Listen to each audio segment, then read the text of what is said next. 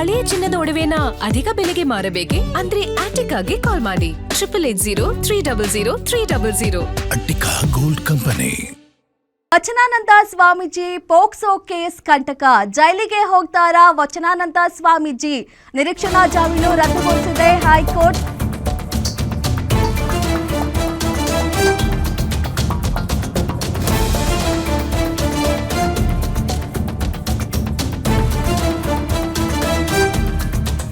ವಚನಾನಂದ ಸ್ವಾಮೀಜಿಗೆ ಇದೀಗ POCSO case ಕಂಟಕ ಎದುರಾಗಿದೆ. ಜೈಲಿಗೆ ಹೋಗ್ತಾರಾ ವಚನಾನಂದ ಸ್ವಾಮೀಜಿ ಅನ್ನೋ ಪ್ರಶ್ನೆ ಉಂಟಾಗಿದೆ.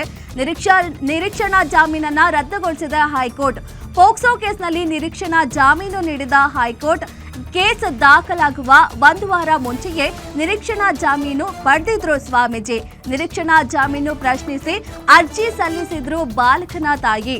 ನಿರೀಕ್ಷಣಾ ಜಾಮೀನು ಕೊಟ್ಟ ವಿಧಾನ ಸರಿಯಲ್ಲ ಎಂದು ಅರ್ಜಿಯಲ್ಲಿ ಉಲ್ಲೇಖ ಮಾಡಿದ್ದಾರೆ. ಬಾಲಕನ ತಾಯಿಯ ಅರ್ಜಿ ವಿಚಾರಣೆ ನಡೆಸಿದ ಹೈಕೋರ್ಟ್ ನಿರೀಕ್ಷಣಾ ಜಾಮೀನು ರದ್ದುಪಡಿಸಿದೆ. ಇದೀಗ ರೆಗ್ಯುಲರ್ ಜಾಮೀನು ಅರ್ಜಿ ಸಲ್ಲಿಸಲು 3 ವಾರಗಳ ಕಾಲಾವಕಾಶವನ್ನ ನೀಡಿದ್ದಾರೆ. ರೆಗ್ಯುಲರ್ ಜಾಮೀನು ಕೂಡ ರದ್ದಾದ್ರೆ ಸ್ವಾಮೀಜಿಗೆ ಜೈಲು ಫಿಕ್ಸ್ ಆಗೋದು ಗ್ಯಾರಂಟಿ. ಇದೀಗ ವಚನಾನಂದ ಸ್ವಾಮೀಜಿ ಜೈಲಿಗೆ ಹೋಗ್ತಾರಾ ಅಂತ ಒಂದು ಪ್ರಶ್ನೆ ಮೂಡುತ್ತಿದೆ.